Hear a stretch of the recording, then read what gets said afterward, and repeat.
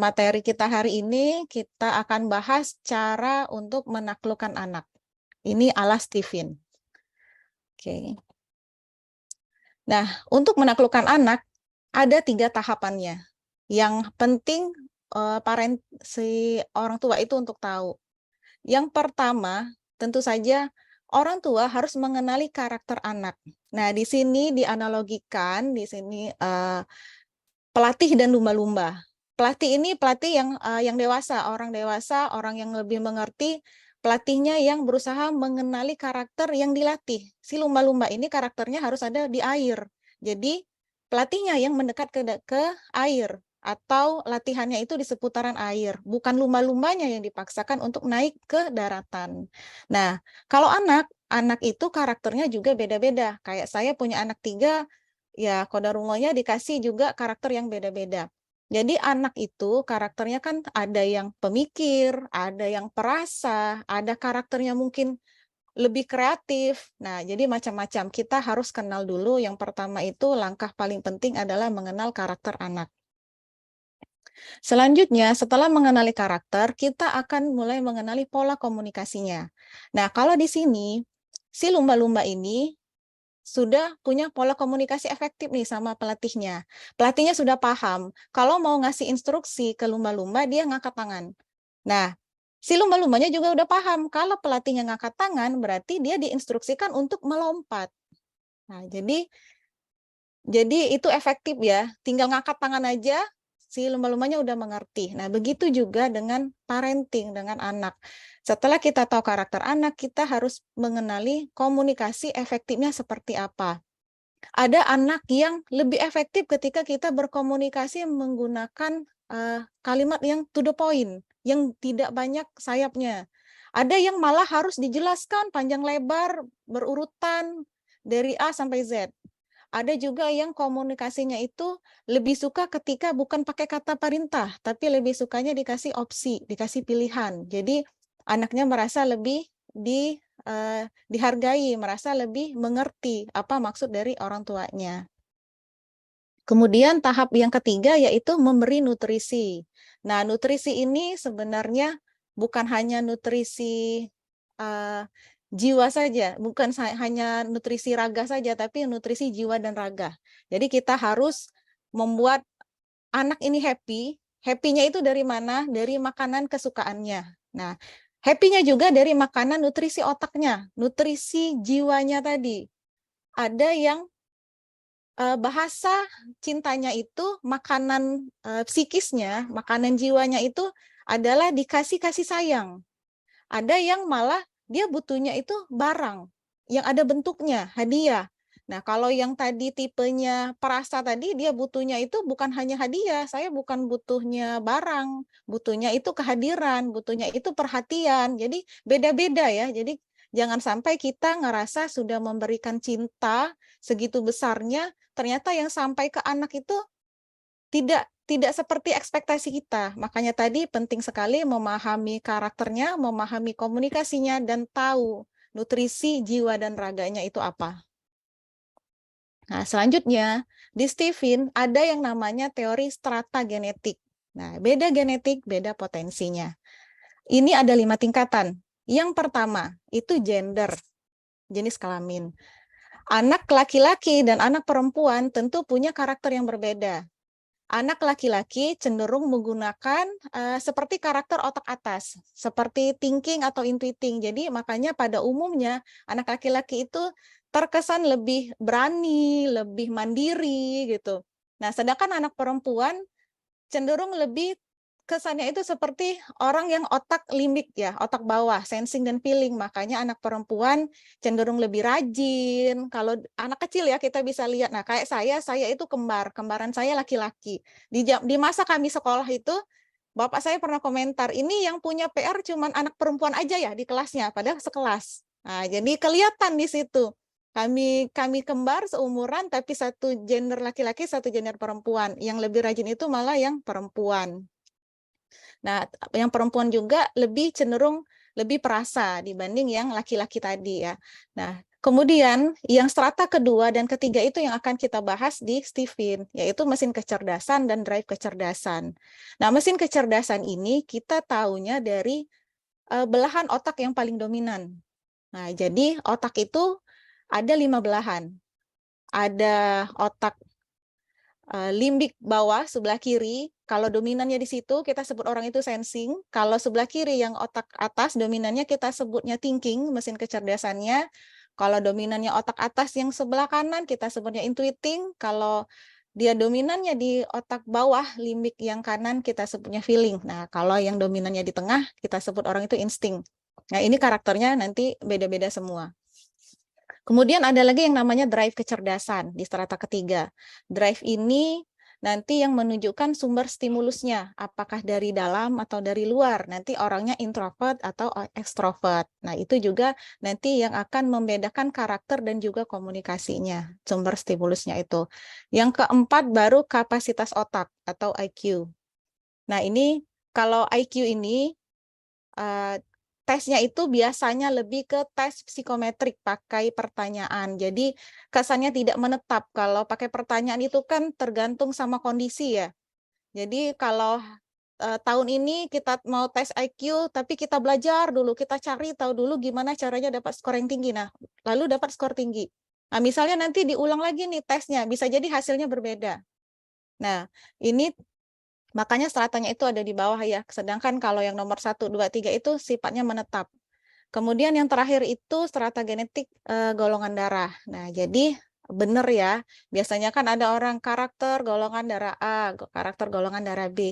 Itu ada, memang ada pengaruhnya. Cuman kalau di Stephen itu strata terakhir. Jadi biasanya kita tidak terlalu fokus ke situ, kita abaikan karena sifatnya itu tidak menetap, sifatnya itu hanya sementara, biasanya hanya respon awal, jadi sifatnya labil. Sedangkan yang stabil itu yang nomor 1, 2, 3.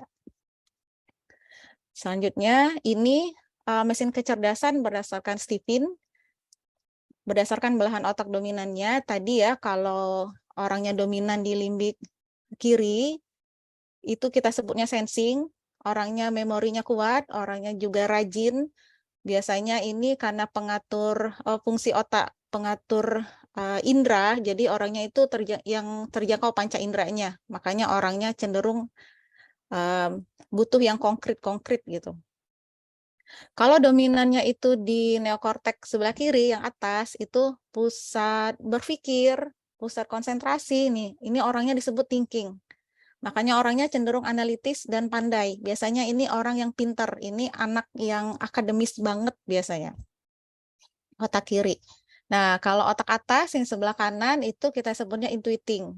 Nah, ini otak yang menginterpretasi visi, otak kreativitas. Kalau otak kanan yang bawah itu kita sebut feeling. Ini biasanya orangnya lebih perasa. Kalau yang tengah kita sebutnya insting. Nah, untuk perkembangan otak sendiri itu ada 3 tahapannya. Yang paling duluan berkembang itu midbrain, insting. Itu sudah ada sejak dalam kandungan.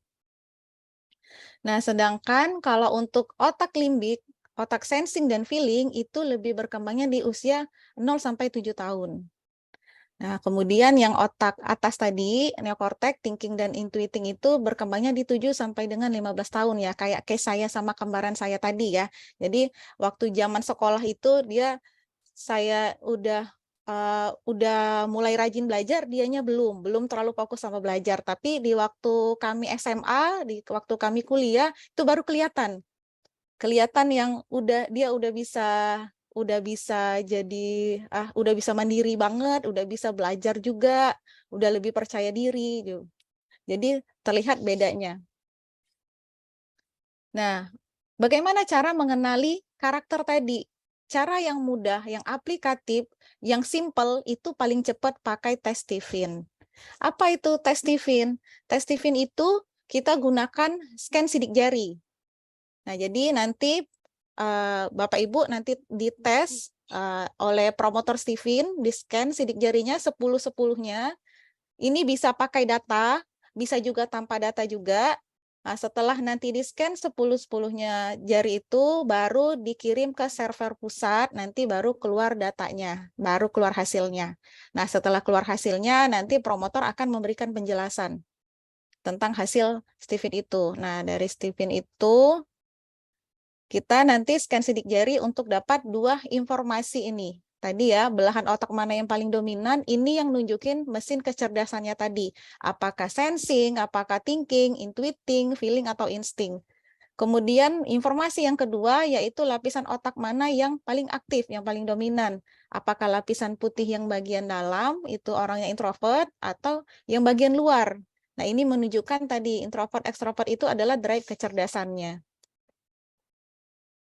Nah, informasi apa saja yang kita dapat dari tes Stephen, dari belahan otak dominan tadi, itu udah termasuk dengan potensi bakatnya, kepribadian, karakter. Kalau mau pilih jurusan sekolah, juga ada rekomendasinya, ada rekomendasi profesi, karir. Kalau anak-anak biasanya orang tua ingin tahu cara belajarnya, cara komunikasi, bahkan juga untuk mencari pola pasangan yang ideal. Itu juga bisa pakai tes Stephen. Nah, ini kita biar makin ini lagi ya pakai analogi nih. Ini yang paling populer analoginya. Kalau kita dikasih satu bibit unggul, ya bibit unggul ya, bibit ini sangat berkualitas gitu. Namanya juga bibit unggul. Nah, kira-kira kita itu mau tanamnya di mana? Bibit unggulnya. Apakah di pegunungan, apakah di pantai, atau di gurun, atau di sawah, atau mungkin mau di taman dekat rumah gitu. Nah, sebenarnya kebanyakan, biasanya kalau kita tanya ini, kebanyakan jawabnya di gunung. Karena yang orang-orang tahu itu gunung itulah tempat yang paling subur. Jadi asumsi kita, semua tanaman itu bisa tumbuh di gunung. Nah, ternyata, mau tanam di mana itu, bibit tadi yang pertama penting sekali kita tahu dulu genetiknya. Kalau ternyata tadi bibit yang kita kasih itu, ternyata kita dapat bibitnya bibit kurma. Nah, apakah benar gunung itu tempat terbaik untuk menanam bibit kurma? Belum tentu, karena cenderung kurma itu lebih cocoknya di habitat yang kering ya, bukan yang di dataran tinggi. Jadi penting sekali kita tahu dulu bibitnya bibit apa, baru kita tentukan lingkungannya yang seperti apa untuk dia berkembang. Nah, ini adalah analogi dari diri kita, dari anak-anak kita, bahwa semua orang itu adalah bibit unggul. Tuhan sudah memberikan sepaket, ada kelebihan, ada kelemahan, tinggal kita paham atau tidak. Apakah benar kita itu cocoknya di pegunungan?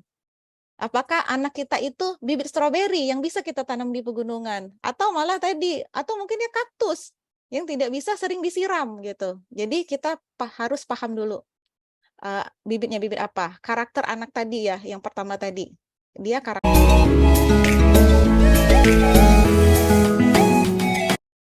apa? Nah, karakter manusia itu dipengaruhi oleh dua hal. Jadi, penotip kita saat ini biasanya orang dewasa ya. Kalau hasil tesnya dia ngerasa, oh saya tidak seperti itu. Nah, ini jawabannya. Kenapa merasa tidak seperti itu? Sebenarnya kondisi penotip itu dipengaruhi oleh 20% genetik, itu personality genetiknya, tidak bisa berubah, menetap, dan lingkungan yang 80%. Nah, kalau misalnya kita tes anak-anak biasanya cenderung masih pure ya, masih seperti benar seperti genetiknya. Tapi kalau yang dewasa, jadi berapa kali saya tuh dapat klien dewasa itu yang 15 tahun, dia thinking 15 tahun di dunia kreatif gitu. Jadi cenderung terlihat seperti intuiting di dunia kreativitas, tapi pada akhirnya setelah 15 tahun, Mbak, saya itu ngerasa nggak bahagia, saya ngerasa itu nggak passion saya, tapi saya itu udah 15 tahun di sini, mau resign tuh kemana saya harusnya gitu. Nah itu kalau yang udah dewasa, karena pada akhirnya genetik yang hanya 20% inilah yang menetap, yang pada akhirnya manusia itu akan mencari lagi kembali, aku ini jati dirinya apa sih? Aku ini bahagianya di mana gitu? Passionku apa? Nah, itulah yang 20% tadi. Jadi, kalau kita punya anak, sedini mungkin kita tes biar kita nggak salah lingkungan. Biar dia dari awal kita sudah tahu potensinya, kita tempatkan dia di lingkungan yang bisa mendukung perkembangan potensinya itu. Oke. Selanjutnya jadi, nah ini, kalau misalnya ada lebah, ada elang, ada lumba-lumba, ada gajah, terus ada bangau. Ada yang lihat bangau nggak di situ? Ada tuh bangau di situ, burung kecil. Nah, kira-kira siapa yang menang kalau dilombakan? Siapa yang menang? Nah, kalau kita lihat, gajah kan besar gitu ya. Bisa jadi gajah yang menang. Iya, kalau di darat. Tapi kalau gajahnya dicemplungin ke laut, tenggelam nggak? Ya tenggelam, gajah nggak bisa berenang. Nah, makanya kita harus tahu tadi, tahu karakternya karakter apa, biar tahu dia itu unggulnya di mana. Jadi kita nggak perlu memaksakan diri untuk bisa unggul di semua tempat. Kalau harus di semua tempat itu sama aja seperti kita pengennya gajah itu bisa menang semua, di darat menang, di laut menang, di udara menang. Padahal kan tidak seperti itu. Jadi gajah itu udah tahulah dia di darat, ya udah di darat aja gajah, nggak usah nyebur ke laut gitu. Nah, malam ini Solver Perry sudah titip pesan saya untuk bahas terkait mesin kecerdasan thinking, melanjutkan dari batch sebelumnya. Oke, thinking tadi ini otak, neokortek atas yang sebelah kiri. Pusat berpikir, pusat konsentrasi. Makanya kata kunci orang thinking, nama juga thinking ya. Kata kuncinya adalah pikirkan. Ini tipe pemikir. Apapun itu informasi yang dapat dipikirin. Dipikirin, dianalisa. Masuk akal nggak? Logis nggak? Rasional nggak? Gitu. Nah, karena thinking ini orang otak atas kiri, dia berkebalikan dengan orang feeling. Ini ya, kalau kita lihat persentasenya, thinkingnya itu 100%, dia berkebalikan itu diagonal sama feeling. Feelingnya itu yang pusat pengatur rasanya tadi, pengatur emosinya itu 20%. Jadi makanya orang thinking cenderung kesannya kurang peka, kurang perasa dia, karena dia pakai logika. Nah, cenderung dingin, cenderung jaga jarak, ini kalau di sosialnya, sangat berkebalikan dengan orang feeling. Oke. Biasanya orangnya sangat kritis, tanya data, ingin tahu. Saya sering kali dapat klien tuh, anak masih balita ya, tapi thinking. Umur 3 tahun, 4 tahun, 5 tahun, dia itu ngomongnya udah jelas. Bahkan udah bisa nulis. Orang tuanya, kok anak saya tiba-tiba udah bisa baca ya gitu, kok udah bisa nulis ya. Terus kalau mau tes dia nanya dulu, ini buat apa? Ini apa? Gunanya untuk apa? Akhirnya kalau dia ngerasa udah terjawab semuanya, baru dia oke, aku mau tes. Oh, hasilnya ini. Ini kami bilang, ini anak kecil kok kayak orang dewasa ya. Anak saya yang feeling seumuran dengan anak klien itu, kok nggak kayak gitu. Karena memang tadi beda karakternya, beda potensinya. Jadi orang thinking itu kritis karena dia analitis, menganalisa. Jadi dia dia butuh banyak data, makanya banyak tanya. Nah, orangnya tegas banget menuntut hak, cenderung lebih fokus, teratur. Nah, chemistry thinking adalah tahta.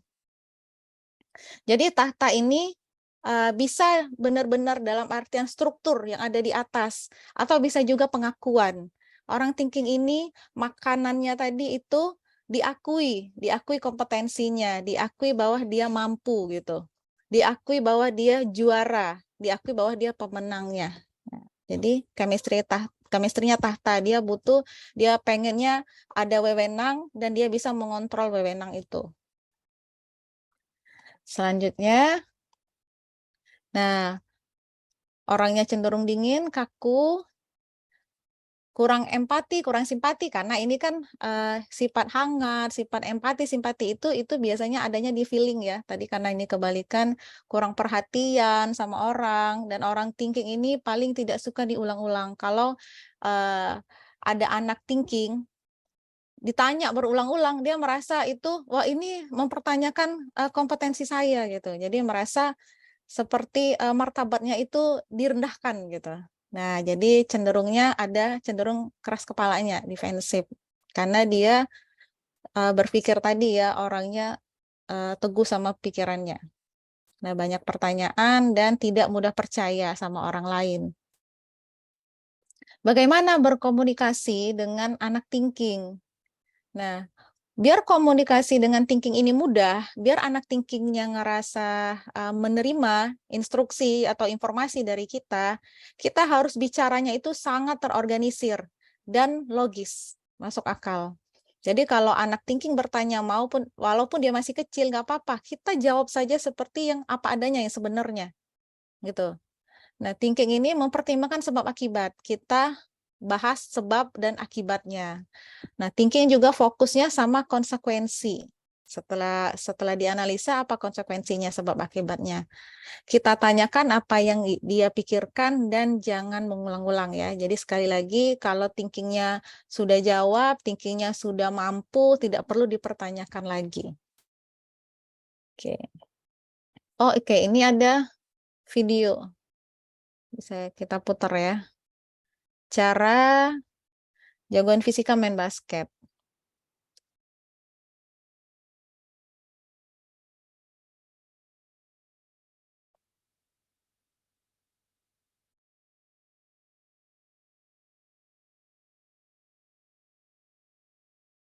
Oke. Ini jago basket nih. Guys, pamer. Pamernya ke si cleaning service ini.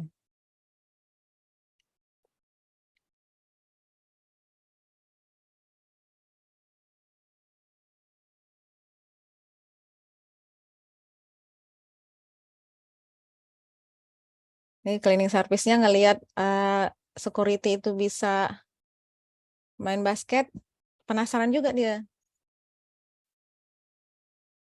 Ya, dia coba.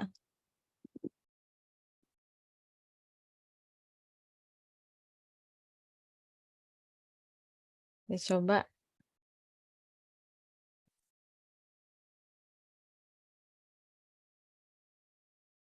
Coba gagal. Dicoba berulang-ulang gagal.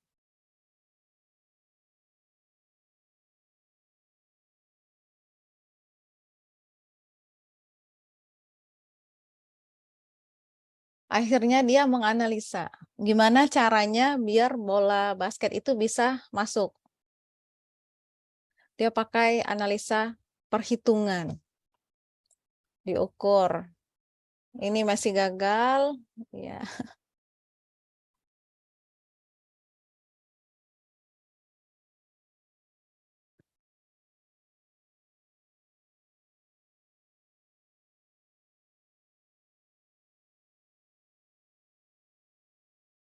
Oke. Nah, akhirnya dia pakai keahliannya. Dia ahli berhitung. Dia ahli menganalisa.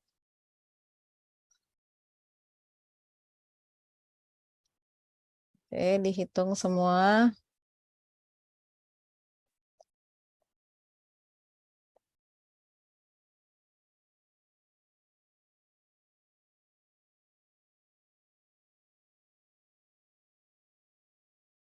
Oke.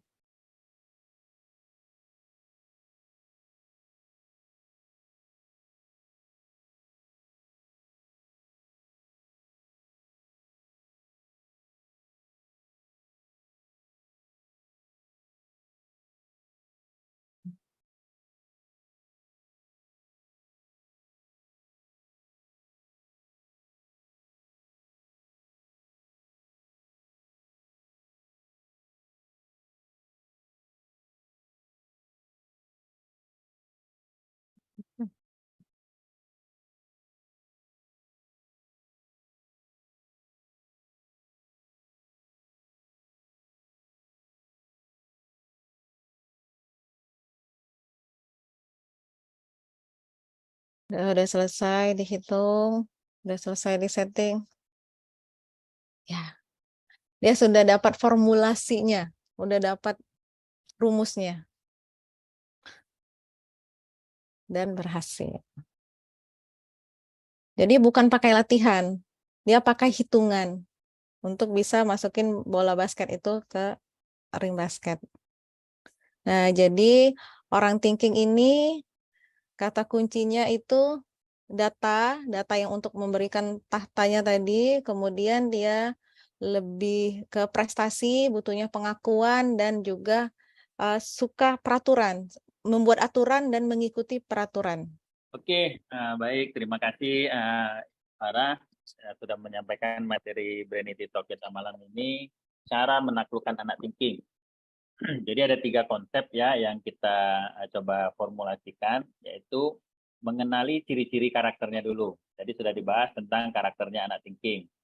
Dengan kita memahami ciri-cirinya tadi, kita bisa orang tua sebagai pengaruh lingkungan yang 80% tadi bisa men-setting dirinya agar sesuai dengan ciri-ciri anaknya. Sehingga anaknya tadi nyaman. Nah, kalau dia nyaman, tentu dia lebih bereaksi positif terhadap orang tuanya. Yang kedua tadi kita mengenali bagaimana cara berkomunikasi. Ya, tentu mau minta atau mau menyuruh ayam untuk makan dengan kucing untuk makan, tentu bahasanya harus beda. Tidak bisa kita meminta kucing makan dengan bahasa ayam. Kucingnya sampai hari kiamat nggak akan datang. Akhirnya orang tuanya emosi. Ini kucing nggak tahu diri. Mau dikasih makan, udah dirawat baik-baik, bukannya dengerin perintah orang tua. Bukan kucingnya nggak ngerti perintah orang tua, cuma perintah yang dikeluarkan orang tua nggak sesuai dengan cara kerja otaknya kucing. Jadi kalau kita mau nyuruh makan, bahasanya adalah meong. Nah, itu analogi bagaimana tadi sudah dibahas sama Ibu Farah berkomunikasi dengan anak thinking. Jadi kalau Anda merasa sulit nih menyampaikan pesan ke anak thinking dan seperti melawan atau kok susah kali dikasih tahu, tinggal dirubah doang caranya sesuai dengan yang dijelaskan Ibu Farah tadi. Nah, yang ketiga itu kaitannya dengan mengenali bahasa cinta. Banyak orang tua merasa, aku udah memberikan kasih sayang, aku udah kasih dia harta, udah kasih dia ini, kurang apa coba sebagai orang tua? Nah, bisa jadi kalau Anda punya anak thinking, Anda kurang pengakuan, ya, Anda kurang data, Anda kurang bukti, Anda kurang memberikan dia prestasi, membuat dia menang ini, menang itu. Nah, jadi Anda kurang memberikan aturan-aturan di rumah dan konsekuensi ketika dia melanggar aturan. Karena itu yang lebih dibutuhkan anak thinking. Bisa jadi bukan materi, bukan kasih sayang yang berlebay-lebay. Nah, Anda merasa sudah memberikan kasih sayang yang tadi itu, padahal salah. Nah, itu mungkin yang bisa saya simpulkan.